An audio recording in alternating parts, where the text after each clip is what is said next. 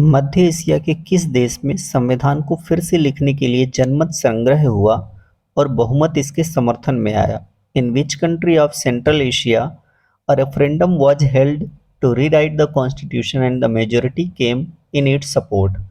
Kazakhstan, Uzbekistan, Kyrgyzstan, Turkmenistan.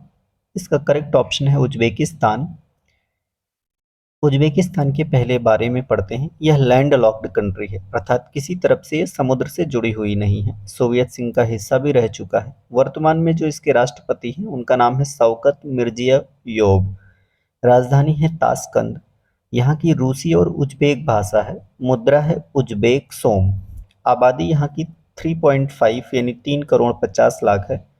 इसके जो पड़ोसी देश हैं अफगानिस्तान, तजाकिस्तान, किर्गिस्तान, कजाकिस्तान और तुर्कमेनिस्तान है।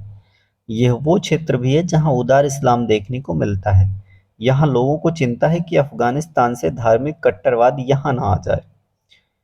जनमत संग्रह करवाया गया है। उज्बेकिस्तान के संविधान को फिर से लिखने के लिए जनमत संग्रह हुआ है। इसे राष्ट्रपति शौकत मिर्जियोयेव ने पेश किया। लगभग 65% संविधान में बदलाव होगा। नया मसौदा संविधान मानव अधिकारों और उज्बेकिस्तान के नागरिकों को स्वतंत्रता का विस्तार करता है। जनमत संग्रह में लोगों को आर्थिक अधिक स्वतंत्रता का वादा किया गया है। राष्ट्रपति का कार्यकाल 5 से बढ़ाकर 7 साल करने की बात है। वर्तमान राष्ट्रपति 2 और कार्यकाल तक पद पर रह सकते हैं। मतलब कि जनमत संग्रह करवाया गया उज्बेकिस्तान की राजनीति को एक नई दिशा तैयार करने के लिए। इसका रिजल्ट 1 मई 2023 को आया। 90.21% मतदाताओं ने बदलावों का समर्थन किया है। उज्बेकिस्तान की राजनीति और जनमत संग्रह में बदलाव। वर्तमान राष्ट्रपति शौकत मिर्जियोयेव ने वर्ष 2016 में राष्ट्रपति बने थे। उससे पहले राष्ट्रपति इस्लाम करीमोव तानाशाह थे। उनका शासन 1990 से 2016 तक था। उस दौरान उज्बेकिस्तान ही नहीं, मध्य एशिया में लगभग एक आइसोलेशन की स्थिति देखी थी दुनिया के देशों के साथ। आज की तारीख में पश्चिमी देश राष्ट्रपति शौकत मिर्जियोयेव को रिफॉर्मर के रूप में देखते हैं। उन्होंने कई बदलाव किए हैं, काफ़ी बदलाव किए हैं। अर्थनीति को खोला है, निजी निवेश हुए हैं। पहले इकोनॉमी काफ़ी क्लोज थी, नतीजा कंज्यूमर एक्सपेंडिंग कम था। अब इस संविधान में क्या अहम बातें हैं, तो उज्बेकिस्तान की विदेश नीति कैसी हो यह बताया गया है। अब उज्बेकिस्तान हर दूसरे देश के साथ अच्छे रिश्ते बनाए रखेगा, शांतिपूर्ण ढंग से जीने की कोशिश करेगा। कुछ साल पहले तक खुद सेंट्रल एशिया के बीच के देश कभी सोवियत संघ का हिस्सा हुआ करते थे। इनके बीच बॉर्डर डिस्प्यूट रहता था। मानसिकता में बदलाव आया है। आज भी यहाँ रूस का इन्फ्लुएंस है क्योंकि यह सोवियत रूस का हिस्सा थे।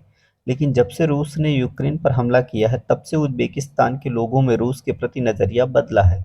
लोग पसंद नहीं कर रहे हैं इस बात को कि रूस ने यूक्रेन पर हमला किया।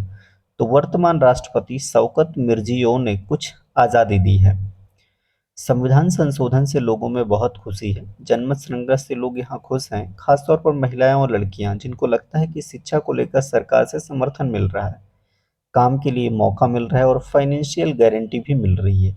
जनमत संग्रह से राष्ट्रपति को लेकर चिंताएं। जनमत संग्रह से राष्ट्रपति शौकत मिर्जियोयेव को लेकर चिंताएं भी जाहिर किया जा रही।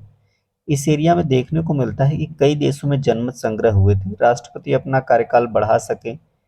ऐसे में नए संविधान के तहत राष्ट्रपति का कार्यकाल 5 साल से बढ़ाकर 7 साल कर दिया गया है। पहले यह कहा जा रहा था कि एक व्यक्ति 2 बार ही राष्ट्रपति रह सकते हैं, लेकिन नए संविधान के तहत पुराने कार्यकाल को अब 0 कर दिया गया है। मतलब कि राष्ट्रपति शौकत मिर्जियोयेव अब फिर से 2 बार के लिए कार्यकाल पर बने रह सकते हैं। मतलब 2940 तक राष्ट्रपति रह सकते हैं।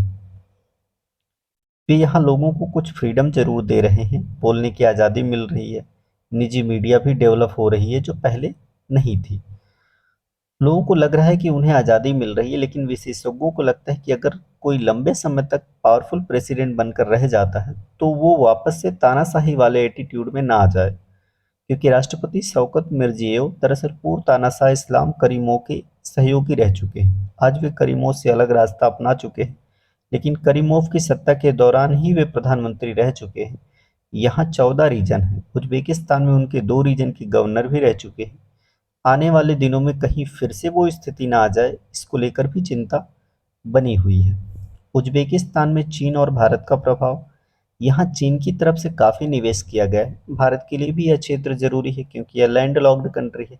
चूँकि वर्ष 2016 के बाद से उज़्बेकिस्तान ने अपनी अर्थव्यवस्था को दुनिया के देशों के लिए खोला है, तो भारत के लिए व्यापार के बड़े मौके हैं।